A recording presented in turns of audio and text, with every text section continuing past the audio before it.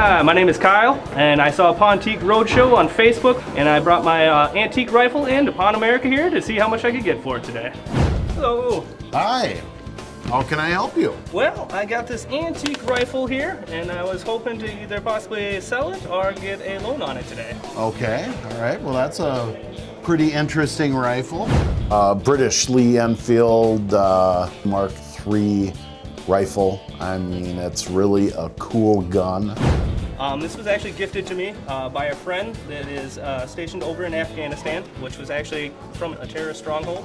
And it's just something a little bit unique that is definitely different. So I thought you guys might be interested in it. It's really a cool story. And how much are you hoping to get? I was hoping to probably get a few $100s for it. It's definitely got some wear and tear on it. He told me that this was actually made by an Afghan armor. Basically, it's used to hold the barrel together. Yeah, it's not the original strap, that's for sure. No, not the original. Yeah. You can also see you got some nails up in the stock here.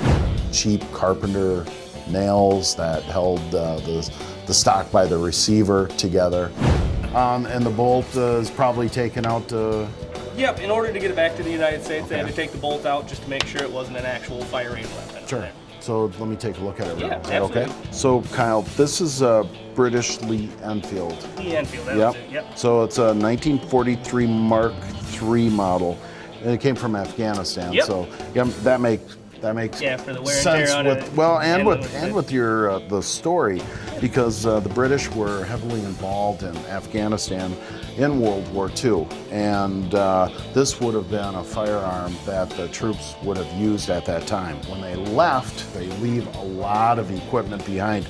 So I'm guessing that this was a firearm which was left behind. So the strap, the nails definitely were used to keep the gun together. And it wouldn't surprise me if this gun were used against the Soviets in the 80s. Really a cool story, and it, you know, could all be 100% true. But the story doesn't give the gun value. I mean, that's really something that you want to keep for yourself. There's no certificate Yeah, of don't have any papers or anything, unfortunately, with it. So It's super interesting, and we all appreciate the service that our men and women do, you know, for us overseas, protecting our freedom. And this is a really cool gun. You know, I'd love to give you a lot, and the story is cool, but you know, I'll tell whoever buys it what the backstory is, but they're not going to pay me extra for that. And it's not really an antique because it's still from the 40s. Sure. I can give you $75 for it. You know, you can sell it or you can get a loan. you know, I think I'll get a loan on it, so I just have the opportunity to get it back. It wouldn't fire. It's in super rough shape, which all is part of the history of it. But at the end of the day, it's not worth much. So you want a loan on it, you want to buy it back, and $75, that's all right? That sounds good. Okay, All right. Yeah, we got a deal. Perfect. Yeah, thank you, Kyle. Thank you. Visit PawnAmerica.com to find the store location of your choice and come in to get your appraisal today. Watch for the next episode of Pawn America Pawntique RoadShow on Facebook. I'm Brad Rixman. We'll see you next time.